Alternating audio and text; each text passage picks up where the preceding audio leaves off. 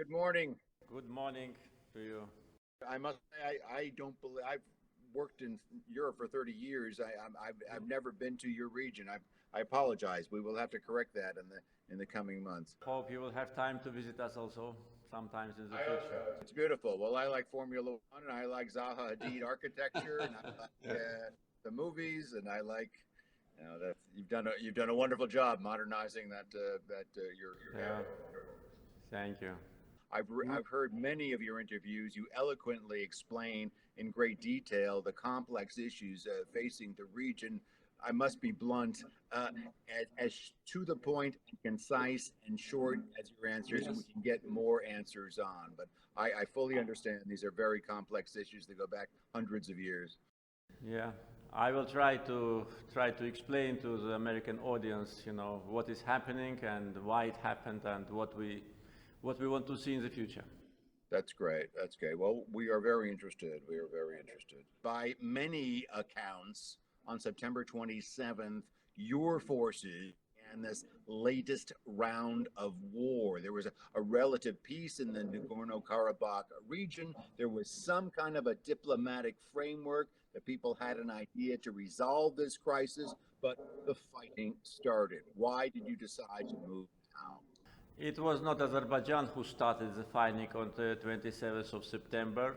So far, no official representative from any country actually raised this issue in front of us.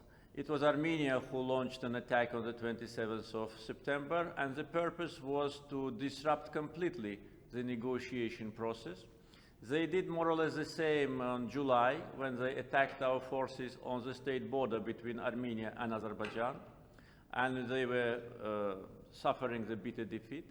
And then they sent a sabotage group on August to penetrate through our military positions and to attack our civilians and military personnel. So on 27th of September, they started artillery bombardment from the heavy artillery weapons. And in the first hours of the attack, we had victims among civilians and military servicemen. So far, we have 63 victims among civilians and almost 300 of them wounded. So it was Armenia. We just had to defend ourselves and to respond, and our response was very adequate. And as a result of that, we managed to liberate important part of occupied territories. But regardless of who shot the first shot, there was fighting basically right away on both sides in that period. And in the follow-up, you said, in fact, that you would want to remove all Armenian forces from this area, and that would only be the answer that could resolve this crisis. And in the months leading up to this September 27th date, there was much talk of war and action in Azerbaijan. You have to admit, you were looking for war. What I was saying was in line with the United Nations Security Council resolutions.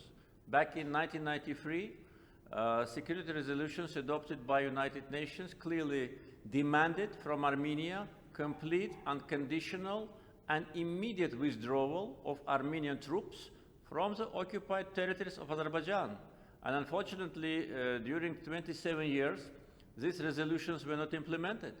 So when I was saying that we want Armenian troops out of international recognized territories of Azerbaijan, I am right from legal point of view, and what I say is in line with Security Council resolutions of United Nations. We were talking. Mr. President, there is legal and there is reality on the ground. Reality on the ground in Nagorno-Karabakh and the region is that it's now, after all the trouble that you went through back in the 80s and the 90s, a principally Armenian population. If you went in there, you have to, again, remove Armenians and bring our Azerbaijanis back, yet another displacement. There is a diplomatic plan on the table to keep Nagorno-Karabakh independent, for Armenia to give back 7 of these areas around it. Does diplomacy, does diplomacy make no sense to you? What you said about diplomatic solution is not correct, because there is no plan presented to us from the mediators, United States, Russia, and France, to give Nagorno-Karabakh independence. Not at all. In the peaceful plan, There is a proposal. No, not at all. In the peaceful plan, there is a proposal, there is a point that all the occupied territories surrounding Nagorno-Karabakh, the territories which have been inhabited by Azerbaijanis, and more than 700,000 Azerbaijanis were ethnically cleansed from those territories. So these territories must be returned to Azerbaijan. And the realities on the ground you are talking about is the realities as a result of aggressive separatism from Armenia and ethnic cleansing against Azerbaijanis. All Azerbaijanis have been expelled from Nagorno-Karabakh. There have been 40,000 of them before the war. All Azerbaijanis have been expelled from 7 regions surrounding Nagorno-Karabakh, with 700,000. My point So, is... Mr. President, in 1994, you lost the war. Now in 2020, you want to restart the war to win the war. We did not lose the war, we lost the battle.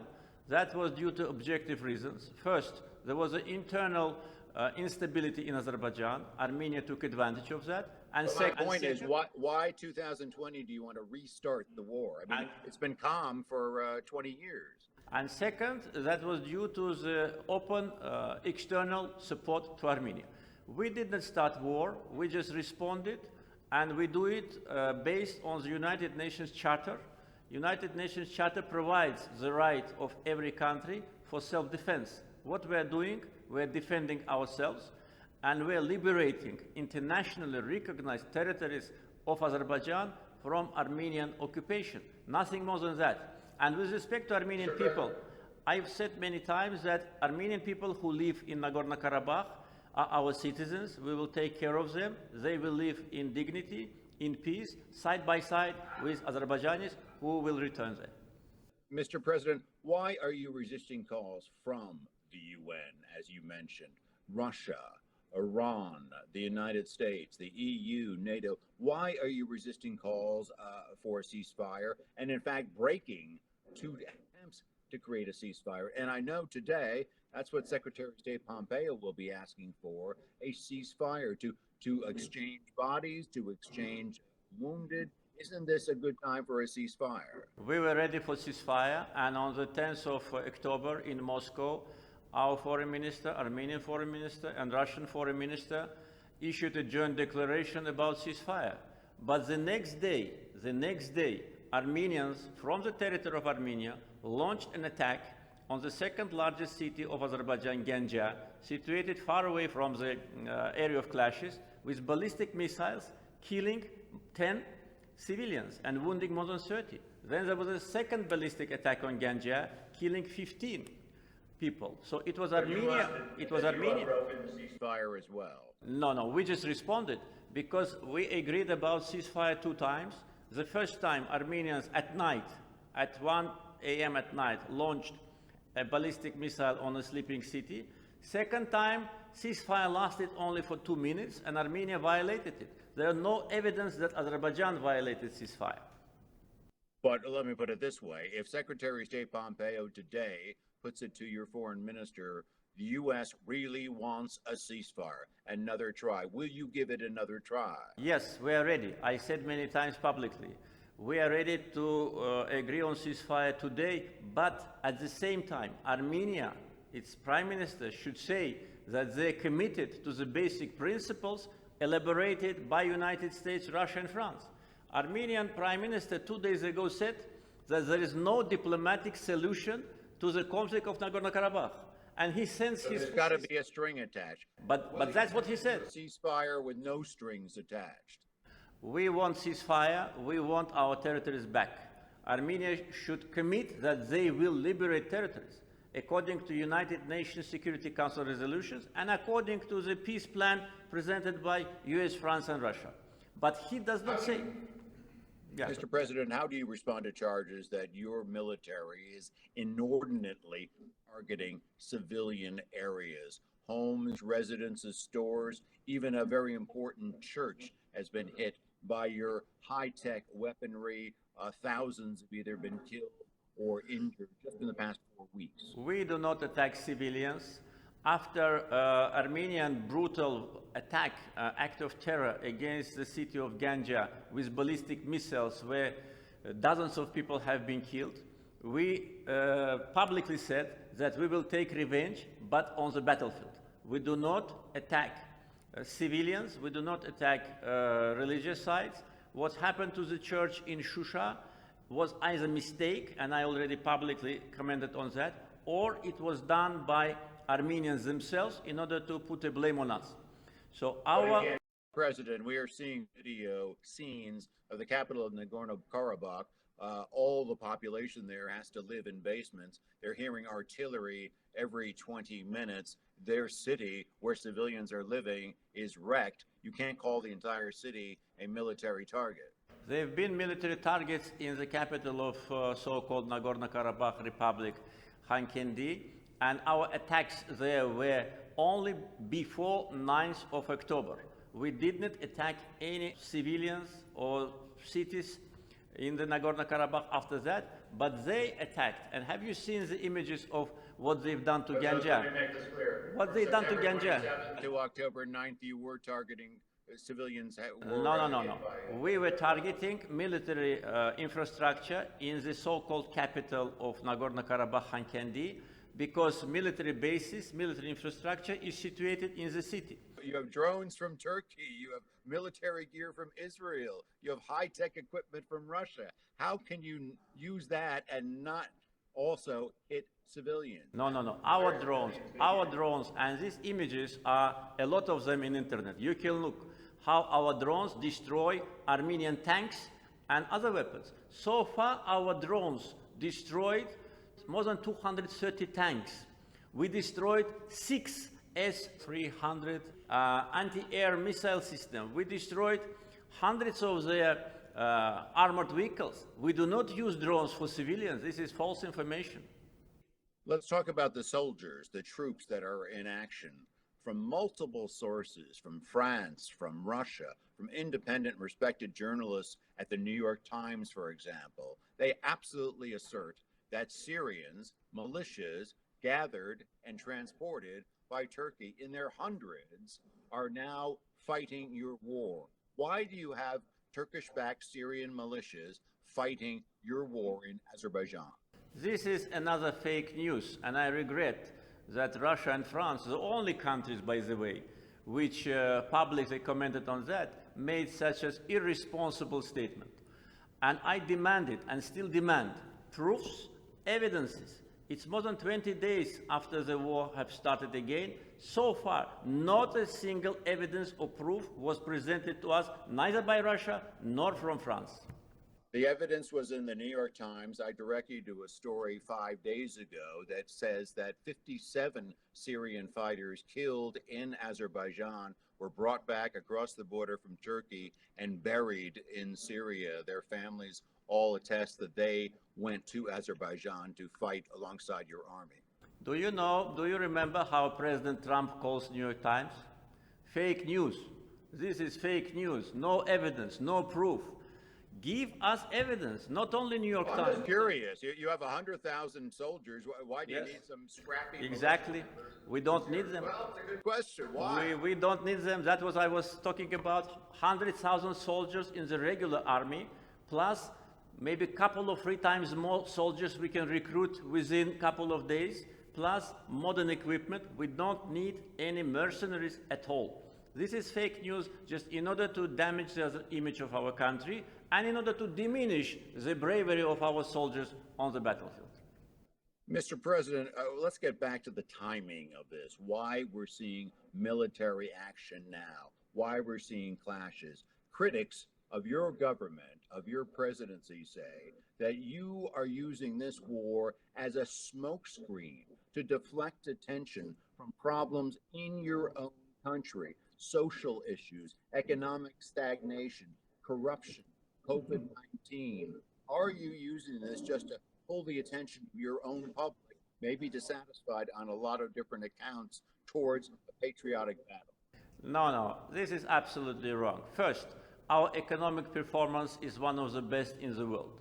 Economic decline in Azerbaijan in the 10 months is less than 4%. You can compare it with your own country or with European countries.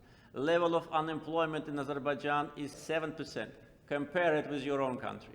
Level of poverty in Azerbaijan is 5%. compare it again. We don't have serious social problems. On COVID-19, Azerbaijan is considered as an example by World Health Organization. We provided support to more than 30 countries, financial support, humanitarian support. Our economy is stable, our economy is sustainable, and there was no need, as you say, in order to cover some of internal problems in order to launch the war. It was on the other side, Armenia, who is completely now in economic and social problems. They need to distract attention. It's Armenian Prime Minister who puts leading opposition party leader to jail. He is pursuing two former presidents.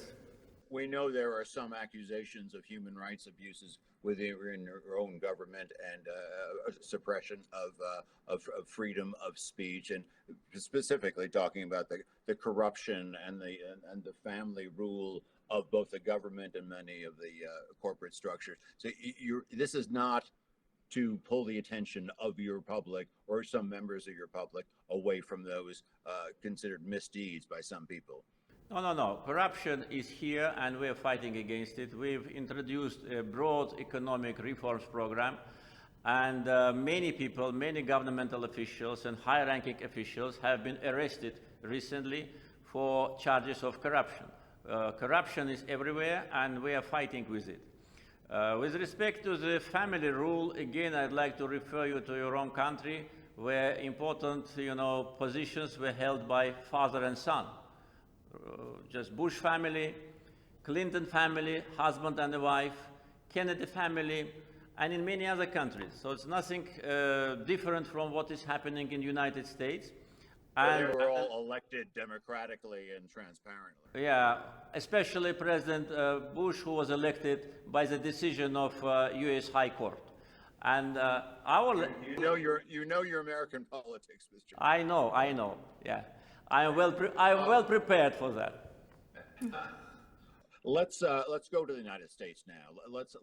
What would you like to see today and in the future Secretary of State Pompeo do? There has been some criticism of Secretary Pompeo and the U.S. that they haven't been enough engaged. I know Russia is quite involved, Turkey in various ways involved, even Iran is offering help. What would you like? Has the U.S. done enough? Would you like to see the U.S. do more? What would you like Washington to do?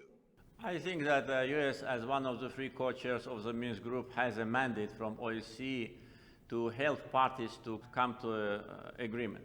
An agreement must be based on international law. It should not be based on what I want or Armenian Prime Minister wants. It should be based on international law. Nagorno-Karabakh is recognized by United States and all other countries as integral part of Azerbaijan. So what I can expect from Secretary Pompeo first, to tell Prime Minister Pashinyan's envoy that statements like there is no diplomatic solution is wrong and dangerous. Second, statements by Armenian Prime Minister that Karabakh is Armenia is dangerous and wrong. And they should be reasonable. They should give us a timetable for withdrawal of occupied territories. They should agree for peaceful coexistence between Armenians and Azerbaijanis in the territory of Nagorno-Karabakh. And they should stop trying to internationalize the conflict. They should stop asking Russia for direct military involvement.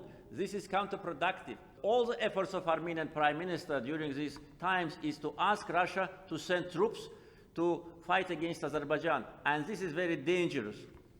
Well, to that point, I mean, that's another criticism of Secretary of State Pompeo, and he directly says, and certainly the U.S. and Turkey have as many areas of commonality, but he says Turkey's assistance of your effort is actually causing problems. It's fueling the flames. How do you react to that? Turkey provides political support to Azerbaijan. It's our closest allies and friend, and we are proud and happy that we have such a great country as our partner. Every country has a right to have friends and allies. Armenia has its allies. Back to Turkey. I mean, Turkey has been pushing for war. No, not at all. Way to go. Not at all. Not a single evidence about that. Turkey only provides political support, and this is enough. Because when Turkey says that they stand side by side with Azerbaijan, and Azerbaijan is not alone, this is a message to all those who may want to penetrate and provide the interests with respect to the conflict. You did offer an important line when we were speaking just a short while ago. You said in our discussions, in your discussions with Secretary of State Pompeo, that there is a diplomatic solution. Do you believe there is a diplomatic solution to this crisis? Yes, I believe. Otherwise, I wouldn't have been in the negotiations for 17 years. You were trying to say that I launched the war, but if I launched the war, why should I wait for 17 years? Azerbaijani army is well prepared already for at least 10 years already. Therefore, diplomatic solution is on the table. Armenia must liberate territories surrounding Nagorno-Karabakh. Azerbaijanis must return to those territories and then live in peace and dignity with Armenians. That's our position. So you're saying diplomatic solution, but with a military overlay. I said that I wish the military solution stops today and we move on negotiation table. This military factor is causing a lot of damage and a lot of victims, unfortunately. Therefore, the sooner we start substantive negotiations, not imitation like Armenia wanted to do all these years, but substantive negotiations, the sooner the resolution will be found. And the resolution is based on territorial integrity of Azerbaijan. The worry of some outside of your country, outside of your region, and perhaps what should be the worry of yours as well, is that this contained conflagration becomes a wider regional problem. You have Turkey with a real interest. You have Russia with a real interest. You have Iran with a real interest. Are you risking your own standing as a country of stature, both economic and politically, to get lost in some kind of a regional maelstrom that you could have a part in starting? All our efforts during the conflict was aimed to stop active phase as soon as possible. And we are completely against any form of internationalization of the conflict so that conflict spreads over. That's what Armenia wants to do. And as I said, they asked Russia to send military personnel to the area of conflict, which is absolutely counterproductive and which is completely in violation of international law. We don't want other countries to interfere. Military bases in Armenia already. Exactly, in Armenia, yes. They are not illegal. Yes, it is in Armenia, but not in Nagorno-Karabakh. What they're asking Russians to send troops to Nagorno-Karabakh, and we know about that. Therefore, our position is all the regional countries and all the countries should stay away from direct involvement in the conflict. Those who want to help and those who have a mandate, Minsk Group, OSCE, Minsk Group, co-chairs, must persuade Armenia, I hope it will happen today in Washington, to stop aggression, to commit to ceasefire, and to make commitments that they will leave the territories. They don't do it. There was an expression during the Gulf War that it was all about the oil, okay? You've got oil pipelines, energy pipelines within, I don't know, 50, 60 miles of the fighting. Are you concerned that your very important energy pipelines and connections could be disrupted by fighting one side or another? And in fact, maybe that is helping to drive your military to conduct this war. Actually, we are concerned because we heard statements from high-ranking Armenian officials that they will attack our strategic oil infrastructure, including pipelines and one of the biggest oil and gas terminal in Sangachal district of Baku. And the July clashes where Armenia attacked us took place 15 kilometers from the gas pipeline, which is supposed to provide energy security to Europe. So it was Armenian plans to disrupt oil and gas supplies from Azerbaijan to Europe and to the world, because they know. Would part of the motivation of what you're doing right now is to defend your economic interest against any threat like that? No, we are defending ourselves. You know, our oil pipeline from Baku to Mediterranean was commissioned in 2006, and it works, you know, without any disruption. Our gas pipeline from Azerbaijan to Turkey was commissioned in 2007. A big pipeline to connect Azerbaijan with European consumers is going to be opened in a couple of months probably, maybe even less. Therefore, why should we launch a war in order to protect the pipeline when the pipeline is already protected. It's Armenia who wants to disrupt the pipeline and to make economic damage to Azerbaijan. Are you satisfied with what the President Trump and his administration has been saying about the conflict? He has been critical of Turkey, but frankly, he has been critical of both sides. He is weighing a very large Armenian diaspora in the United States, so there are political elements in this too. Do you think the United States is handling its role well? I think what President Trump does with respect to the conflict resolution is fully in line with international relations. We fully support his position, his personal comments on that. And we see that the position of the United States is balanced, and as it should be, because the United States is mediator. President Trump's comments on criticism on Turkey, I didn't see it, by the way, in the press, but his comments were constructive. The United States does not take sides, as other co-chairs should also don't take sides. We understand internal politics not only in America, but also in France and Russia, with a very large Armenian community, which influences, which has a lot of lobbying activity, and which is now in full operation against Azerbaijan. And we understand the level of pressure which they can impose. But at the same time, a very straightforward position of President Trump is highly supported here in Azerbaijan, not only by me, but our people also. Mr. President, you know politics, and I bet you know American politics too. We are 10 days away from a major presidential election. In figuring out this move towards diplomacy in Washington, do you think the idea of, maybe a diplomatic success might be figuring in the minds of my Washington politicians? And having said that, do you find that's okay? Any motivation to get things going? Any motivation in order to put an end to hostility is supported by us. And I think that today's meeting in Washington can have a very good result only if Armenian will commit to peaceful settlement, will stop attacking us, and will make commitment that they will withdraw the troops.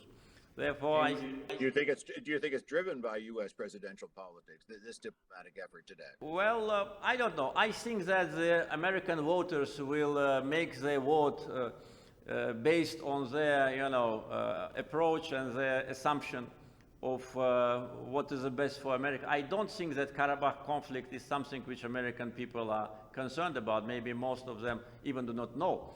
But of course, America as a superpower, it has a very important say in this conflict resolution.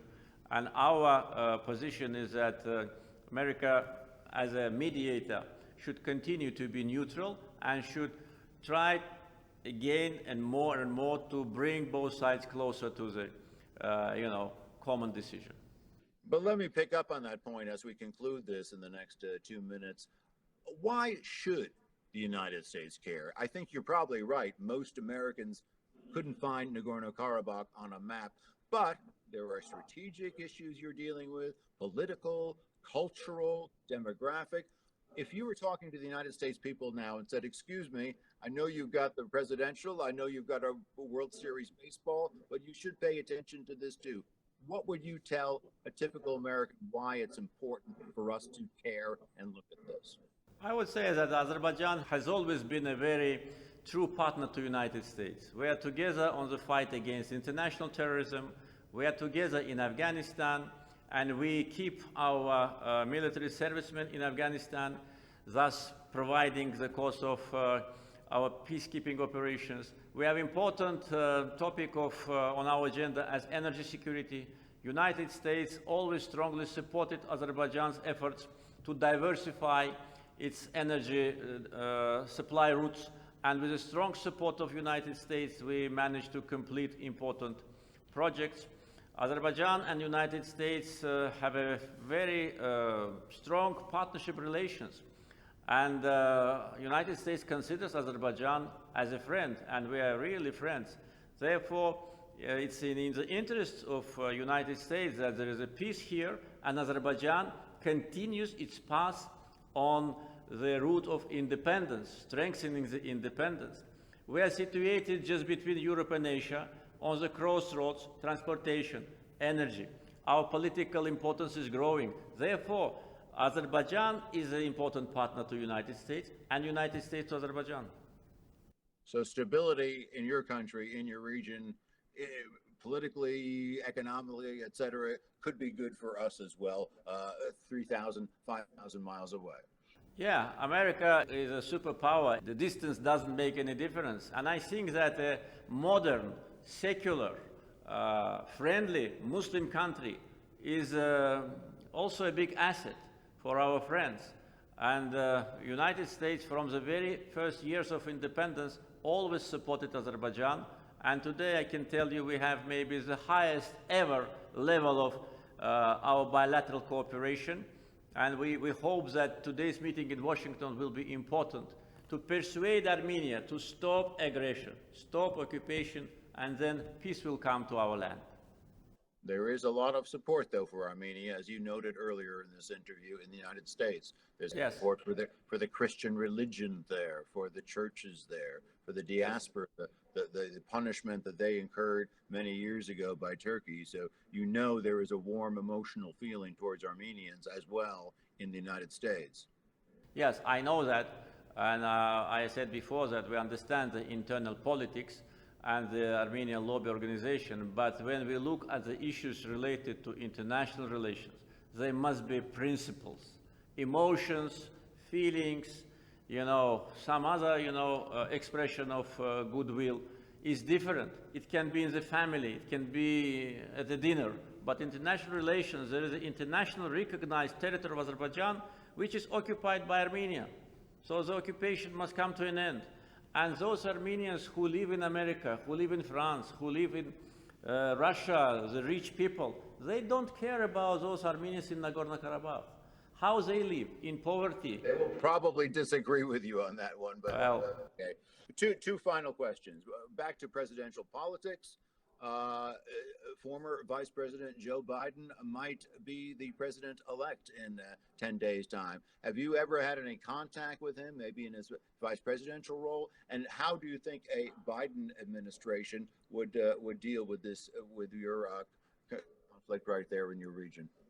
Yes, I met Vice President Biden 4 years ago in Washington at the Nuclear Summit, which was organized by President Obama, and I had bilateral meeting with Mr. Biden, and I saw that he was deeply involved in the regional issues, and we discussed many issues of our bilateral relations, of course, including Nagorno-Karabakh settlement. I can tell you that Obama's administration was very active on the Nagorno-Karabakh track. Therefore, Mr. Biden, and I'm sure the people who support him, they are well aware about that. So I have very good memory of our meeting with him. Do you think he'll be favorable to your position? Will he be favorable to Armenia? Will he probably will talk against war. I mean, he probably will also push for ceasefire, push for diplomacy. Do you think that would be an okay approach? I think taking into account what we've just discussed, the Armenian lobbying organizations in America, in France and Russia, for Azerbaijan, the most favorable situation would be that the leaders of these three countries stay neutral on the conflict and don't take sides. Actually, that's what their mandate dictates them. If they take sides, they cannot be mediator. And we expect from U.S. Foreign policy team in the future also to be neutral and to be objective.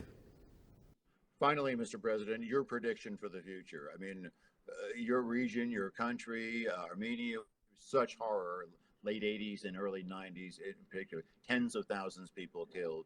What are we looking at now? Tens of thousands of people more killed, more destruction. How do you see this going forward? It is difficult to predict now what will happen. It not only depends on us, because the war is not held by one country. It's not a unilateral process. But how I want to see the region, I can tell you. I want the region of Southern Caucasus to be deeply integrated. I want that the strategic relations which we have with another South Caucasian country, Georgia, can be, to a certain degree, a model of relations between Azerbaijan and Armenia once in the future, because all wars stop and peace comes. We know how. You think there can be a peaceful resolution of this conflict? Yeah, definitely. Find that diplomatic answer. I am absolutely confident, but it depends on the will from Armenian side. What happened after the Second World War? Germany and United States were killing each other. Soviet Union and Germany killing each other. Tens of millions were killed. But look now, it's not any longer in the memory. It's not, provoking hostility. Why Armenians and Azerbaijanis cannot live together in the region of Nagorno-Karabakh while they live together in Georgia, in Russia, in Ukraine, in many other countries? I think that the Southern Caucasus... There can be peace at the same time recognizing the rights of both sides. Yes, exactly.